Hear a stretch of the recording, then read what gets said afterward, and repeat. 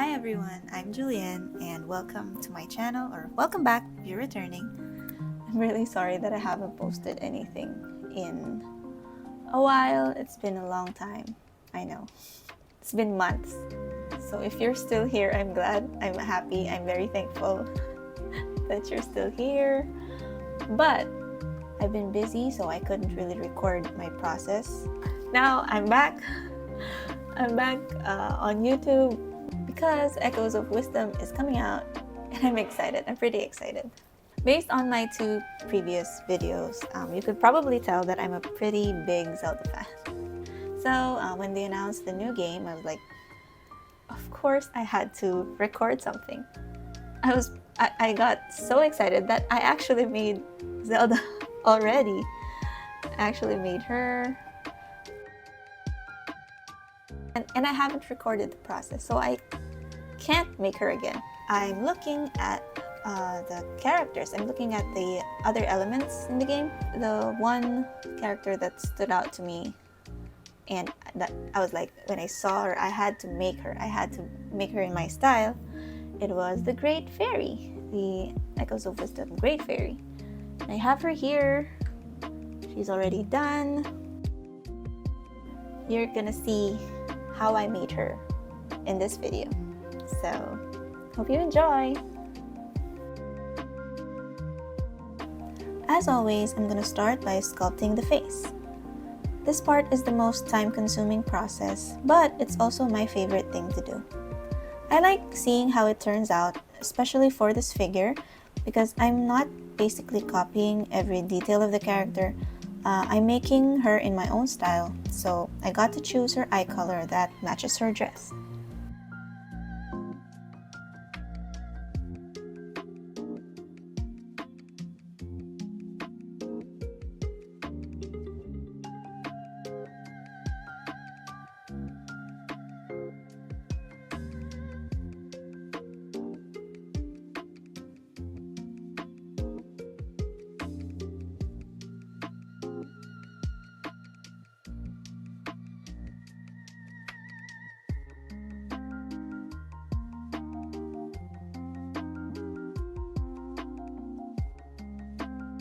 Even if I'm doing my own style, I still want her core design to be there, and she has like this bright orange eyeshadow, so I'm giving her just that.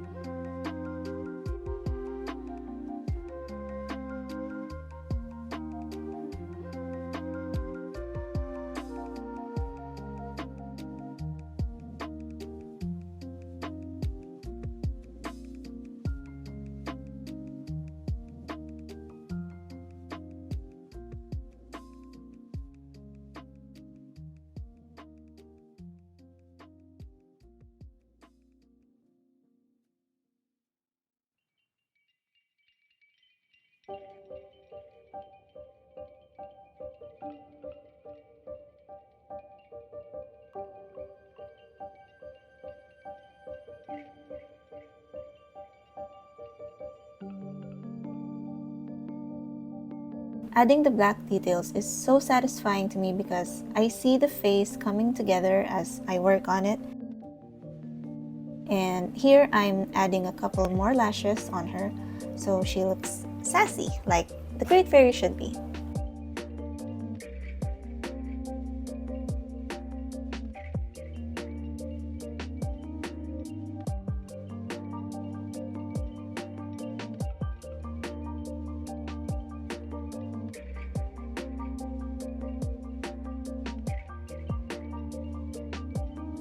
Now I'm adding more catch lights on her eyes so they look more bright and lively.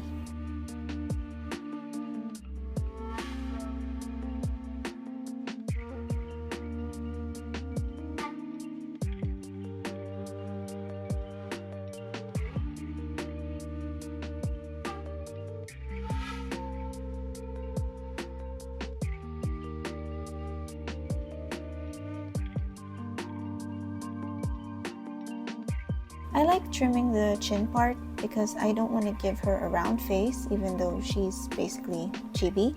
I still want to see a pointy chin.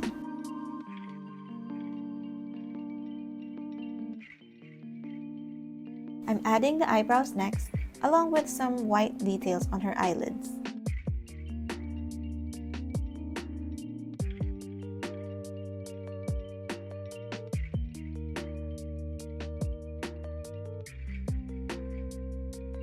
Lastly, I'm using chalk pastels to add some blush and a bit of shading on her face.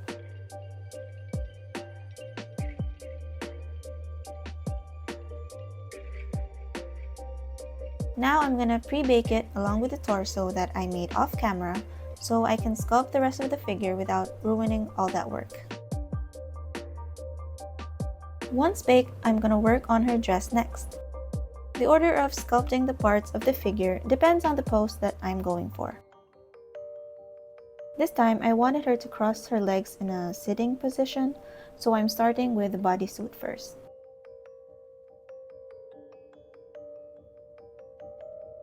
I rolled out a thin sheet of colored clay, and I'm just basically wrapping her body with it, and I'm trimming the neckline. This is easy to do because we pre-baked the body and uncured clay won't stick to it without the bonding liquid.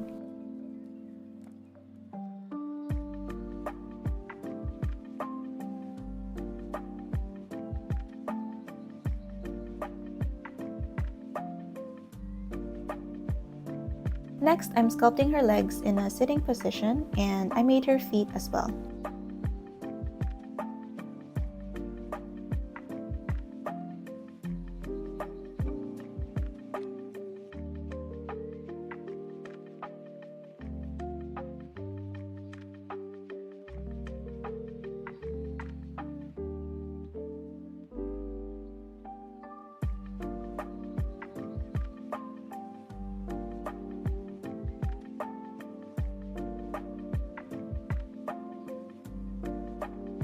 And into the oven it goes again.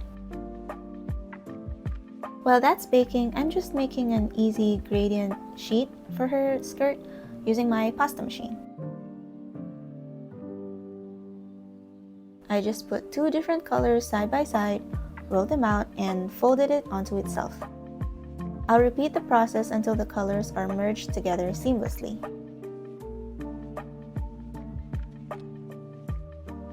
Now I'm just stretching out the sheet to make some sort of wavy style on the edges. Then once the piece is baked and cooled, I'm wrapping it around her waist and smooth out the edges.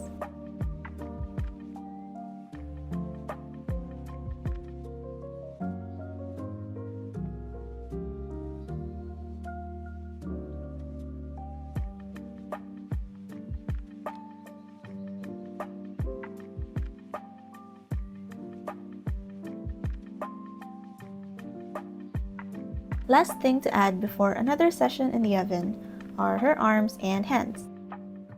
People have asked me before how I sculpt the hands so tiny, so here you go.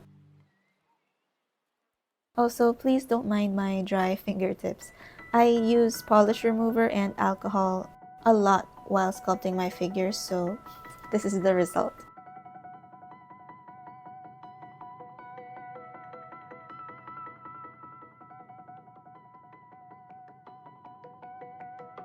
I'm also going to be making the head before baking because her other hand is pressed against her cheeks, so the head has to be there. To save some clay, I'm using some foil to bulk up the head. It also makes the figurine a little lighter since polymer clay is on the heavier side when it comes to figures.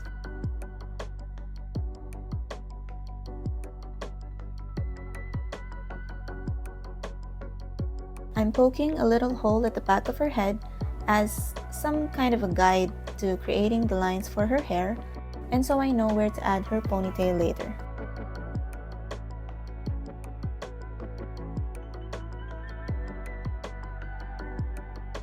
Now I'm just attaching her head and arms and she's ready for the oven again.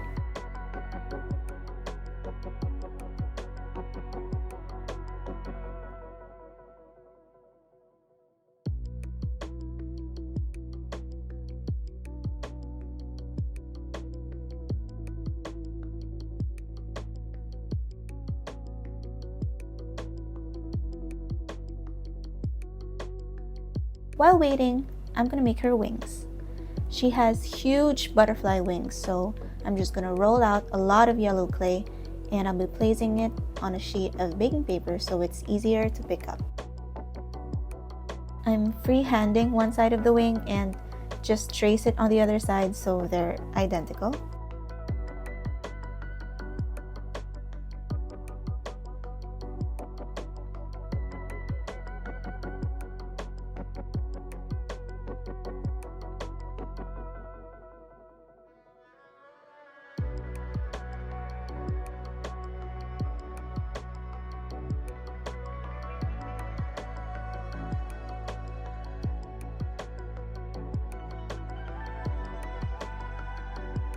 And I'm thinning out the edges of the wings so they won't look too thick while still being durable. I'm just adding some lines and details using a clay rod and some metallic powder.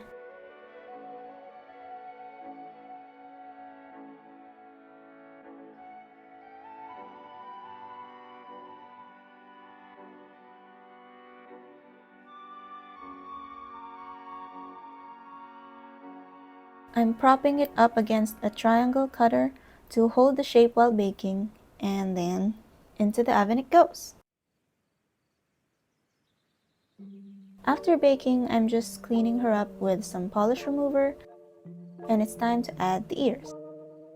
The official art doesn't show the ears, but as a longtime Zelda player, I'm pretty sure she has Hylian ears as well, maybe even pointier than regular Hylian ears.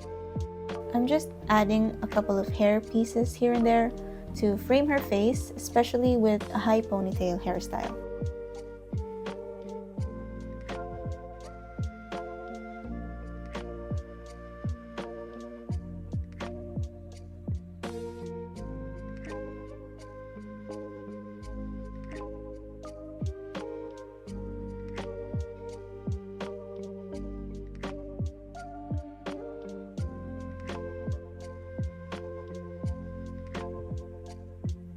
Then I worked on the ponytail itself. I sculpted it off camera, but it's pretty straightforward. I skewered together 2 balls of clay and made the other one a little more pointier.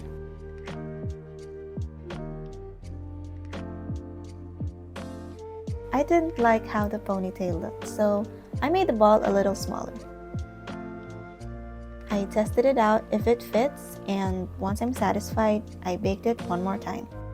This is gonna be a longer baking time than the previous one, so while that's curing, I made the base.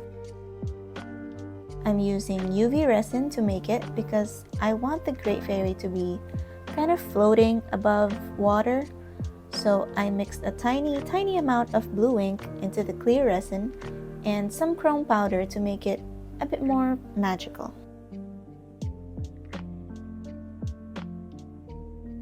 I'm pouring it into a mold I made years ago. I've used this mold so many times, but it's still my favorite base design. Give it some light taps and lightly torch the surface to get rid of air bubbles, which in this case is fine because it's supposed to be water and there will always be bubbles in the water. Once cured, I'm placing it on top of the acrylic, securing it with more UV resin.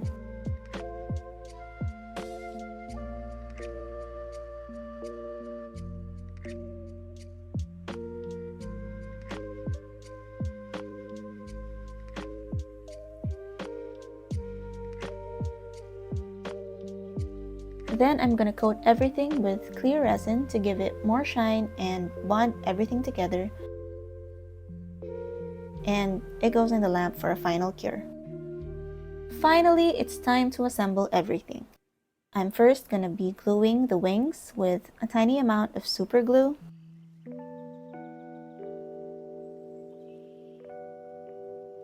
Then attach her ponytail. I'm not gonna glue it in place for when I need to transport it. It's less prone to breakage when it's disassembled. I marked and drilled a hole onto the base, put the fairy on top, and it's time for showcase.